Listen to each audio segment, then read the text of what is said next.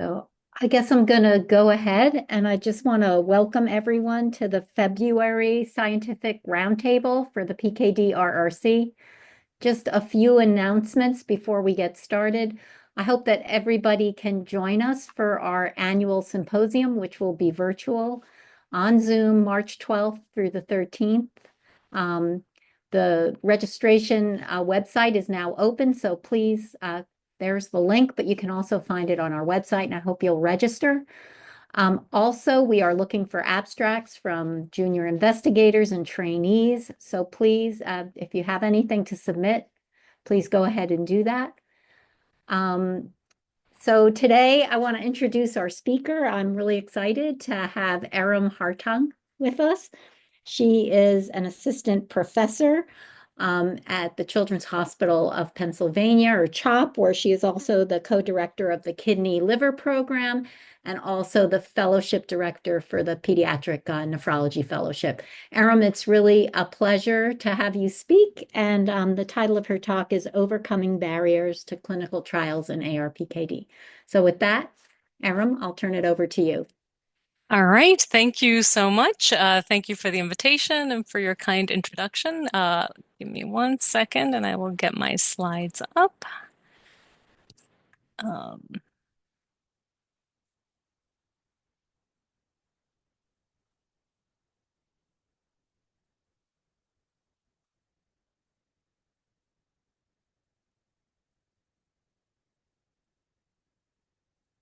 okay. Did I do that correctly? Good. Are We you- can see your slides. yes. Okay. All right. It's always a moment of truth in operating Zoom. Okay, here we go. All right. Well, thank you so much for the invitation. This is kind of a big topic, so I'm going to keep things really pretty high level in kind of trying to paint the big picture for what the barriers are for to clinical trials in ARPKD, and then we'll also hone in on some of the work that myself and my collaborators have been doing to try to overcome some of those barriers. Um, Okay, my objectives for today, I'll review first the clinical features of ARPKD and discuss some of the research progress, and then talk about the barriers to clinical trials and both other people's work and our work to try to overcome those barriers. Um, as this audience well knows, ARPKD is rare. There's estimated about 1,500 children and young adults living with ARPKD in the United States.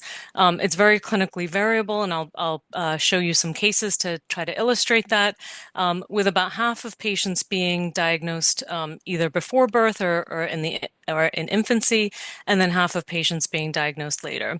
Most commonly caused by variants in the PKHD1 gene, although there's some other rarer genes described as well.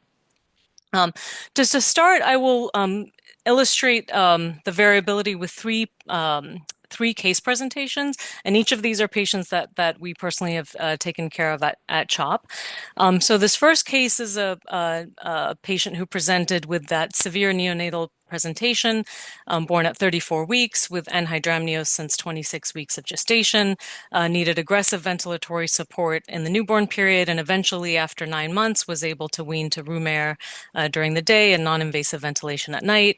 Had a lot of feeding difficulties requiring IV nutrition and post-pyloric feeding, very severe hypertension requiring multiple medications, developed left ventricular hypertrophy.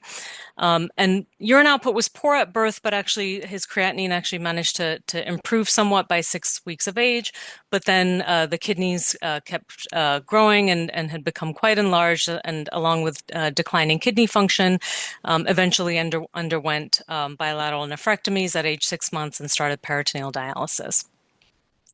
The second case is a patient who, until the age of 5, was otherwise known to be healthy and was found to have elevated blood pressures at his well visit, and then ultrasound revealed kidneys that had that typical appearance for ARPKD with many, many small cysts and that salt and pepper appearance. And this young man is now 18 years old, has well-controlled hypertension on a single agent, and has normal kidney function and no clinical liver disease.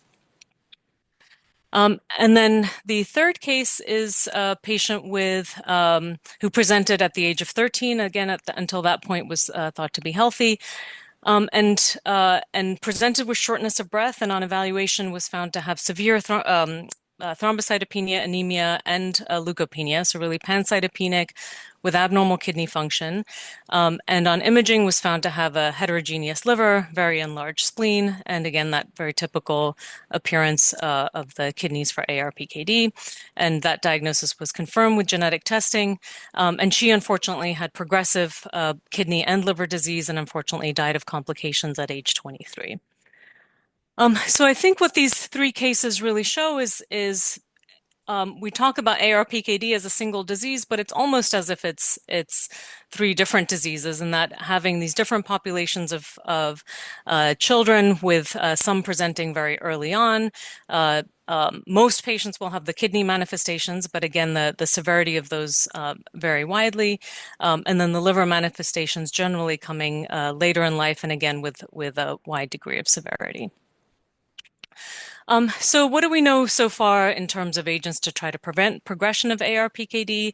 Right now, as probably this audience knows, there's nothing FDA approved to try to prevent disease progression, and so all of our care is supportive. But in preclinical studies, we've seen in animal models that angiotensin receptor blockers and ACE inhibitors appear to perhaps improve liver fibrosis, and especially, and there's no human data, but given that these agents are widely used for hypertension and shown to be renoprotective in other conditions, we do use them quite widely clinically. The vasopressin 2 receptor antagonists have been shown to decrease cyst formation and improve kidney function in animal models, and there are clinical trials underway in infants and children right now. The somatostatin analogs like octreotide have been shown to improve kidney and liver cystogenesis in animal models, but no clinical trials yet. And then the EGF and SERC inhibitors or multikinase inhibitors have appeared to improve kidney and liver disease progression in animal models. There was one phase 1 trial a number of years ago, but then this drug was not pursued further.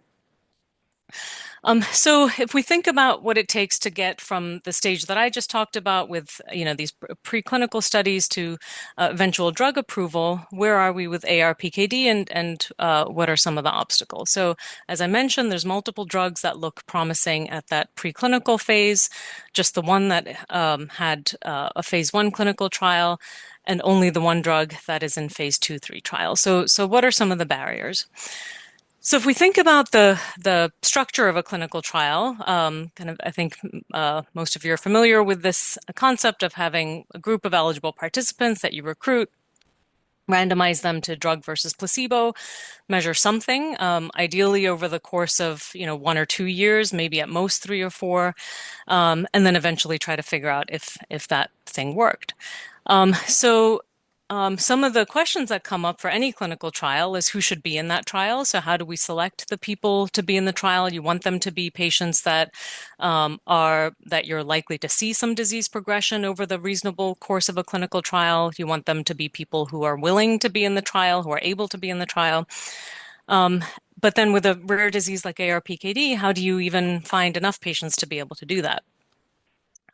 The other thing it's really important to know is what is the natural history of disease without treatment. So especially in a rare disease like ARPKD, there's hope for maybe being able to do natural history controlled trials so that all of the patients with this rare disease might be able to get the investigational drug and wouldn't need to have a placebo arm. But to be able to do that, you really need to know what the natural history is. And even if you did have a placebo controlled trial, you want to know that your placebo control group is actually representative of the untreated population. And then in terms of measurements of disease progression, what do we measure over the course of 1 to 4 years to figure out if that drug is actually working? And so if we think about all of this for ARPKD, we really have barriers in every single one of those domains. So being a rare disease, it's quite difficult to collect longitudinal natural history data. There's a lack of defined clinical outcome assessments that we can reliably use as clinical trial endpoints. Um, there's a lack of validated prognostic biomarkers, both to explain the phenotypic variability and all these different kind of patient subtypes that I described, and to try to identify patients at the highest risk of progression. Um, and then, of course, in difficulty recruiting sufficient number of patients who are eligible, able, and willing to be in clinical trials. So just to focus on the first three for now. So in terms of efforts so far to try to overcome these barriers, there's been a number of very great efforts by a number of groups to try to collect better natural history data, look at clinical outcomes and prognostic biomarkers. And I've roughly divided these into two types of studies. So the first group are these prospective cohort studies, for example, the NIH cohort or the chronic kidney disease in children cohort, which was a general study for children with chronic kidney disease, but included patients, just 22 patients with ARPKD. So these types of studies can get very detailed phenotyping and do have longitudinal follow-up. But as you can imagine, these patients have to actively go and enroll in these studies, undergo yearly study visits, sometimes with invasive procedures. And so, of course, these are very labor-intensive, cost-intensive, with few patients. And of course, enrollment is then biased towards patients who are actually able to do that and might not be representative of the whole population. Research registries like the North American database or the European AREG-PKD database, of course, have many more patients, which is wonderful. And because they are predominantly relying on chart review of data that's collected during clinical care, there is less enrollment bias because you're capturing kind of a wider variety of patients with ARPKD. But again, when relying on manual data entry, that is a labor-intensive process. And so again, the amount of data naturally that you can collect in that type of study is limited. But despite those limitations, we've really had some very important work coming out of these various natural history studies. We had done some work in the C-KIDS study looking at neurocognitive outcomes with Catherine Dell, looked at kidney disease progression, looked at growth. Dr. Gay Woodford and her database has started to provide some more accurate assessments of ARPKD incidence and prevalence. And then the NIH cohort has had a really nice longitudinal follow-up of both kidney and liver disease progression. And then the AREG-PKD study has elucidated some important genotype-phenotype correlations, looked at risk factors like early childhood, total kidney volume, and risk factors, pre and postnatal risk factors for dialysis dependency within the first 3 years of life. And so these are all really important efforts, but I think obviously we need to keep moving forward with trying to get more and more of this data. And then just to focus on these other two boxes, really related to getting enough patients who are eligible and willing to be in a clinical trial, and then also making sure that we are in those clinical trials measuring outcomes that are important to both clinicians and to patients and families.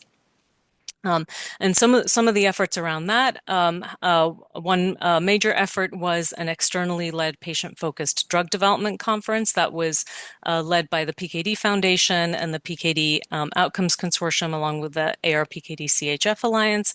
And this took place in August of 2023 and included a variety of stakeholders, including researchers, industry, regulatory agencies, but importantly included about 28 patients and caregivers with ARPKD. And that really provided some important qualitative data that was summarized in this Voice of the Patient report, as well as various abstracts that have been presented at national meetings. And then an ongoing study led by Charlotte Gimple and the NeoCyst Consortium is looking at quality of life and priorities for clinical research and surveying and doing interviews with patients and caregivers, as well as doing surveys of healthcare professionals who take care of patients with ARPKD. And so that's all really important and amazing work. And then I'll now pivot to some of the work we've been doing to try to overcome some of these same barriers. So the two main things I'll tell you about are our PKDNet project, or ARPKD Learning Network, as well as some of the work that myself and my collaborators in Cleveland, Catherine Dell and Chris Flask, what they've been doing with kidney and liver imaging biomarkers in ARPKD. So the PKDNet study, I was very fortunate to have recently received a grant from the FDA for this study.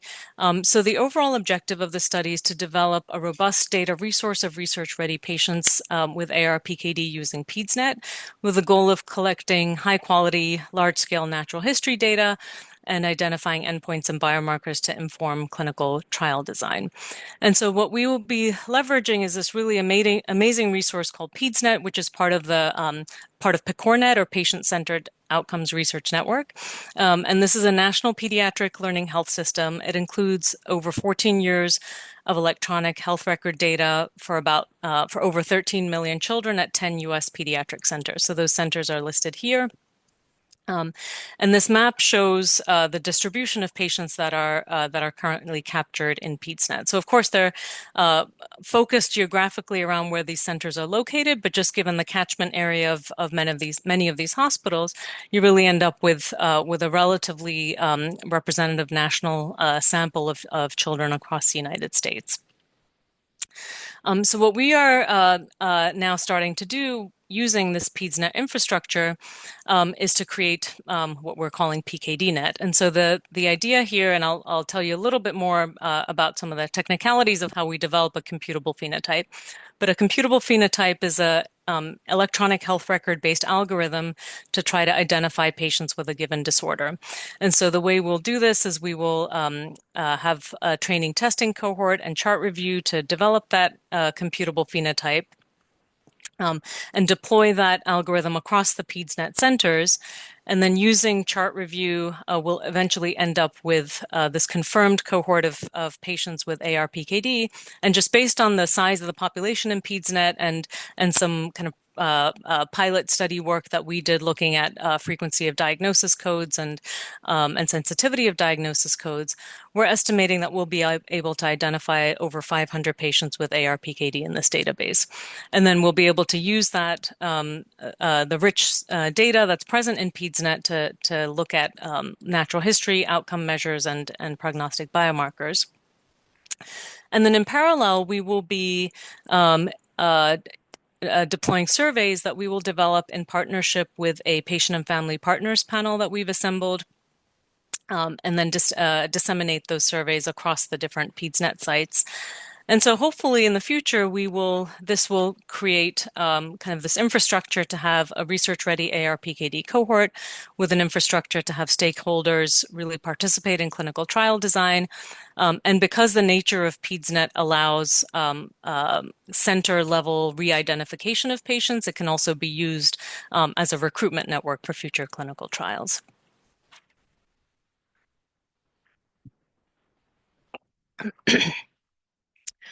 So as I mentioned, a computable phenotype is a EHR-based algorithm to identify a patient cohort. So the steps to doing that is first you have to do extensive data quality assessment, and this is something that the PedsNet team is very experienced with they've been doing this for many different conditions over many years. But essentially, the idea is that for your given disorder, you select a number of variables that you think might be useful in this algorithm. And so for us, I know you probably can't read this whole list, but the idea is that based on what we know of patients with ARPKD, there are certain characteristics that we think we will find in those patients and certain potential exclusion criteria. So we can look at things like encounter types, diagnosis codes, lab values, procedure codes, medication data, and use that as potential variables that will eventually be in our algorithm. But before you get to the step of developing the algorithm, you do this kind of extensive data quality assessment to make sure that those variables are accurately captured in the database. And then once we've done that, we will define our training and testing cohort. So the important step there is you have to define within PedsNet what is the group of patients that you're going to be trying to apply this algorithm to. So of course, for ARPKD, we're going to be focusing on patients with encounters in nephrology or GI or the NICU and patients who have liver or kidney disease diagnoses. And then using manual chart review, you kind of create this kind of validated set of cases and non-cases. And because in ARPKD, it's important to be able to tell ARPKD from other diseases that might look similar. That control cohort, we're planning to enrich it with diseases that could be mistaken for ARPKD, such as ADPKD or other cystic dysplasia and other disorders. And then once you've defined your training and testing cohort, you start to develop and evaluate this algorithm. And so you can do this in a number of different ways, but one approach is to kind of create training and validation sets within this group that you've identified. And then for actual algorithm development, you can use supervised machine learning approaches for example, random forest, and there's some others as well, or you can use rule-based approaches.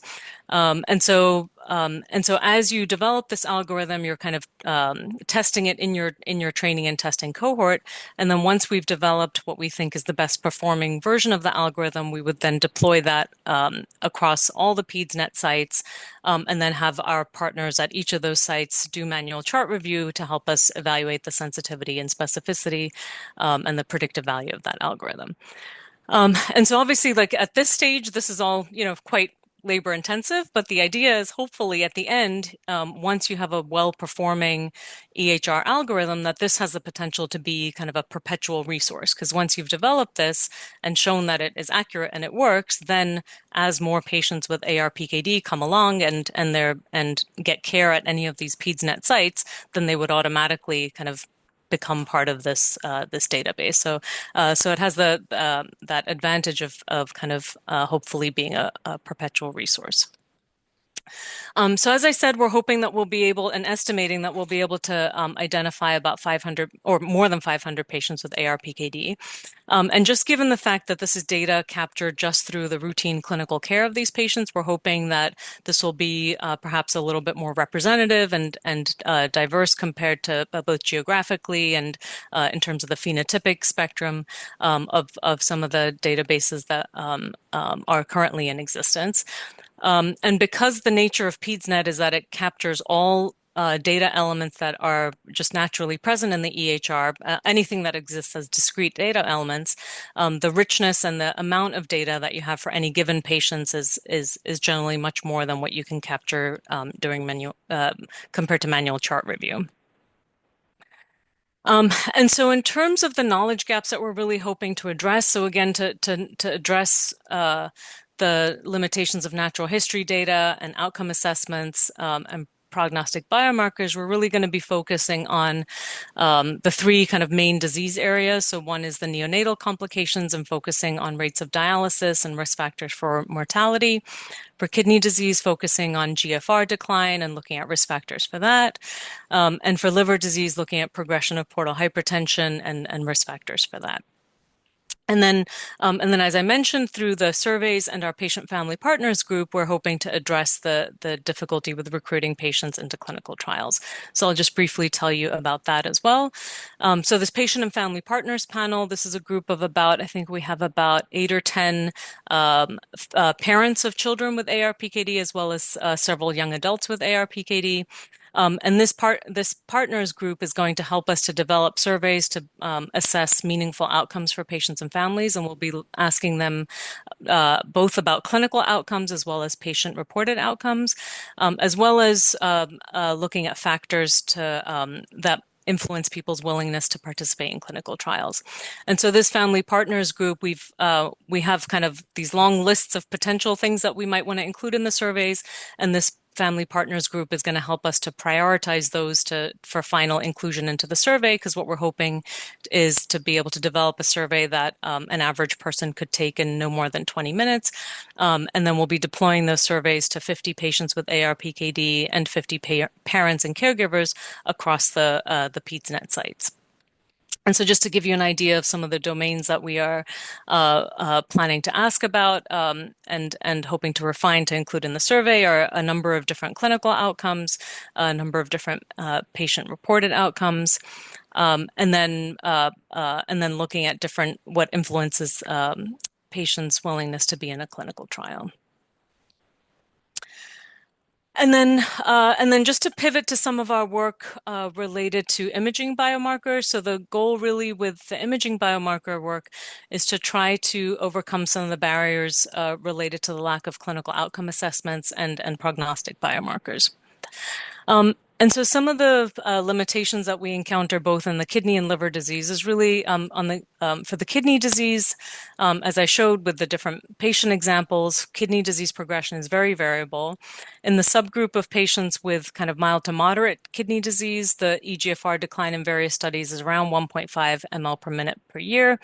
And so you would really need quite large studies over a long period of time to actually, if you were try to use GFR slope as your only outcome. And then in contrast to ADPKD, total kidney volume really does not correlate very well with disease severity in ARPKD. Similarly, for the liver disease, early on in the course, when patients just have liver fibrosis but don't yet have portal hypertension, their blood tests tend to be usually normal or very minimally abnormal. Eventually, as their portal hypertension progresses, their platelet count might fall, they may develop splenomegaly, but again, those are late signs. And then some of the hard outcomes that might be helpful to measure in a clinical trial happen relatively rarely and sporadically, so they're not quite as useful. And so what we've been working on is developing different kidney and liver imaging biomarkers. So the kidney imaging work has really been pioneered by my colleagues Catherine Dell and Chris Flask at Case Western and Cleveland Clinic. And so they started a number of years ago with studies in animal models looking at quantitative T2 MRI and show that tracks with disease progression in the PCK rat, also in the BPK mouse as well. And then they pioneered the use of what's called MR fingerprinting, which is a rapid way of acquiring T1 and T2. And this is their work where they were then starting to apply that technology in patients with ARPKD and healthy volunteers, and again showing that T1 and T2 appears to be higher in patients with ARPKD compared to healthy controls. And also this is a scan that can be completed very rapidly within a single breath hold and has excellent reliability as well. And this is their most recent study that they published, again showing MR fingerprinting based T1 and T2 maps, as well as looking at kidney cortical perfusion using something called arterial spin labeling, and showed that patients with with more advanced ARPKD had higher T1 and T2 and lower cortical perfusion. And so this work has culminated in a R01 funded study that we are now collaborating with them on. So this is led by Catherine Dell and Chris Flask, and we at CHOP are a second recruitment site. And so this study is recruiting now, where we're planning to enroll 45 individuals with ARPKD, divided into 3 severity groups. The lower age limit is age 6, mainly based on kind of ability to lie still in the MRI for about half an hour or so. Also going to be recruiting 15 healthy controls. And these participants will undergo 4 yearly visits, and the MRI sequences will include MR fingerprinting and ASL, as I showed, as well as MR elastography, which is a way to look at kidney fibrosis. Important thing in this study is we're actually also going to be doing iohexol GFR, an actual measured GFR, which will help us to really correlate with the gold standard for kidney disease progression. And then in the liver, this is work done by, again, Catherine Dell and Chris Flass's group in Cleveland. And they had looked at quantitative T1 MRI in the liver in PCK rats, and again showed higher T1 in more severely affected animals. And then the work we've been focusing on at CHOP has been focused on children and young adults with ARPKD. So we've looked at ultrasound elastography, which is a way to measure liver stiffness. And we showed that patients with ARPKD had higher liver stiffness compared to healthy controls, as well as within patients who had ARPKD, those with more severe disease had even higher liver stiffness as well. And similarly with MR elastography, higher liver stiffness in controls in ARPKD compared to controls, and in more severely affected patients as well. And then this work is not yet published, but we just completed enrollment for this study where we were looking at something called quantitative MRCP. And so rather than the clinical MRCP that you might use just to kind of get a qualitative assessment of what somebody's biliary tract looks like, this is a novel technology that actually produces quantitative 3D maps of the biliary tract and allows you to quantify things like biliary tree volume as well as numbers of strictures and dilatations. And our preliminary data does look quite interesting in that patients with ARPKD seem to have higher biliary tree volumes than healthy controls, and within the patients with ARPKD, we're seeing some differences as well. And then again, our collaborators in Cleveland have also used that rapid MR fingerprinting technology to acquire T1 liver imaging in patients with ARPKD, and again seeing that higher T1 in patients with ARPKD who are more severely affected compared to the less severely affected patients or compared to healthy controls. And so putting all of those things together, what we're working on now is working on getting funded for a study to look at really all of those imaging modalities with the idea that the liver disease really involves kind of three distinct components: that intrahepatic biliary duct dilatation, which we'll measure with MRCP, that quantitative MRCP, the fibrosis, and the portal hypertension, which we'll look at using the two elastography methods and T1 fingerprinting. So we're resubmitting this grant right now and hoping to have a similar model with recruiting patients at both CHOP and Cleveland. So in summary, ARPKD is a highly variable disease. There's several drugs that look promising at the preclinical stage. There's a number of barriers to clinical trials, as I outlined, but I think many groups are working to overcome these barriers. And I think overall, I think the future is bright. I think there's a lot of exciting work happening, and hopefully these are all barriers we'll be able to overcome in the coming years. So these are my acknowledgments, and with that, I will wrap up, and I'd be happy to take any questions. Thank you, Erum, for that great talk. And so if you have a question, unmute yourself. We want to promote discussion, so I'll open it up.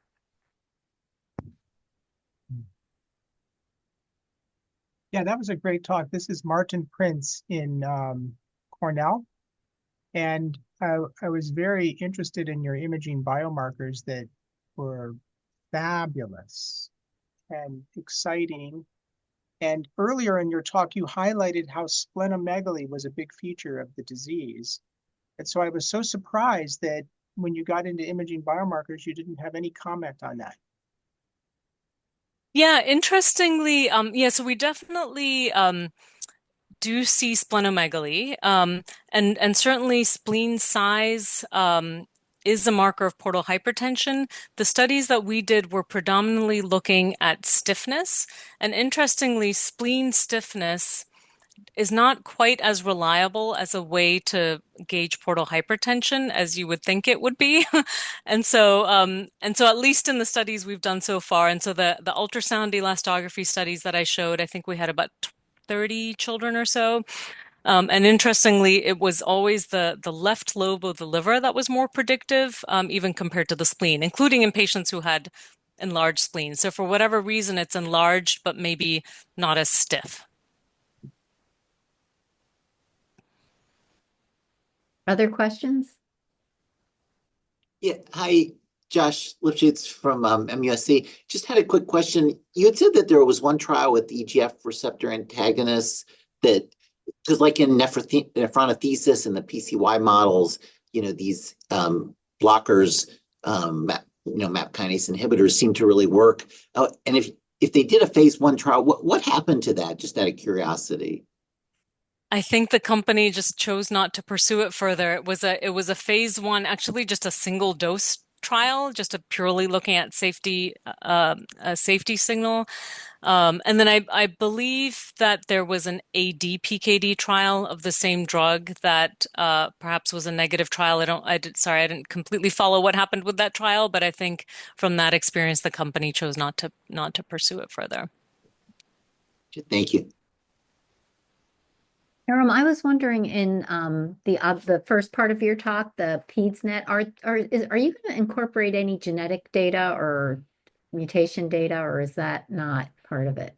Yeah, no, that is actually something that we will have to do during the manual chart review stage, because I think if your medical record is anything like ours or most pediatric medical records, genetic data is very poorly captured in the medical record, or it's not consistently captured in the same way. So at least for us, when we get a genetic report, it might be a scanned PDF that's somewhere in the media tab. Thanks. And so a system like PedsNet, which is so powerful for so many things, because it really can only get things that exist as discrete data elements in the medical record, it just currently cannot capture anything like that. But because we do have built into the study the support for people to do manual chart review at all the sites, and so our chart review form will include questions about genotype. Lisa has her hand up, so Hi, Lisa. you're Lisa, muted. we're not hearing you.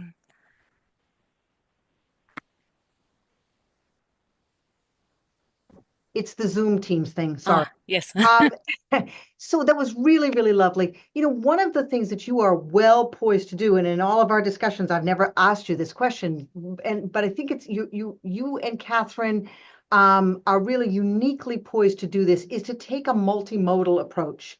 And I was prompted to ask the question by Terry's thing. Most of our kids with ARPKD do get genetic testing. I mean, it is a pain in the ass to get the results. I get it. But you'd have really detailed imaging data. You have really good clinical data. I mean, point of care, yes, but it's still really, really good. And trying to think about the intersectionality in terms of coming up with a multi sort of factorial. I want to be careful about a polygenic risk score because that's a whole other bag of worms. But taking a multimodal approach and sort of integrating that. And I don't recall that in the discussions with PKDNet that's been discussed, but it might be something to think about. You mean like trying to integrate the imaging work that we're doing with the data from With the PKD? genetic data, and part of the reason that I say that is because since you're doing a manual chart review, it's not just what we've captured, which is the type of mutation, and whether it's pathogenic or not by prediction scores. You can actually you can capture, and again, this would be a fair amount of work, but to follow up on Max's work where it's not the type of mutation, it's where it is in the gene. And that could be, and it's different in the kidney than it is in the liver. And since you have both, it just, when Terry asked that question, I went, oh, wow, that could be really, really cool. Yeah, absolutely. And I think, the hope with any of these studies is eventually to be able to kind of merge data sets from different sources and be able to really leverage that kind of Right. multifaceted approach as you describe. And so here in our home, there are people who are actually doing that, and maybe we could talk about their input into this sort of approach. Absolutely. Any other questions out there? Erum, I'll ask you one more, just because, in adult nephrology, I think we're all doing a lot more gene testing now than we did maybe a decade ago. And I have run across more and more patients who were told that they maybe had ADPKD, but then wind up on genetic testing having what I think is ARPKD. I was just wondering, is there any effort to like maybe at some point in the future, like incorporate some of these adults with ARPKD who make it without, kind of much of anything?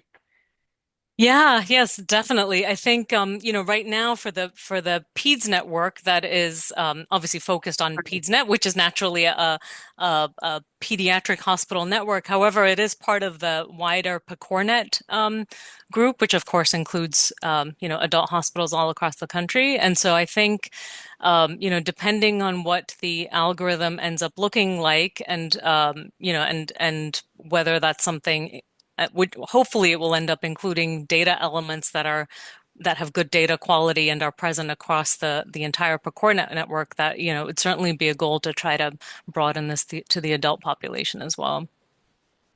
Thank you. Any other questions out there? Okay, if not, Oh, I any? think Ron has a question, Yeah, Terry. Hi, one Ron. question. Hi, have you defined common data elements yet amongst all the groups? So PedsNet actually, they do a lot of on the back end, they do a lot of kind of data quality work. And so not all data elements are of equal quality across all of the different sites, and different hospitals kind of entered PedsNet at different times and have and actually, as we all know from our own hospitals, different parts of our medical records kind of became electronic at different times.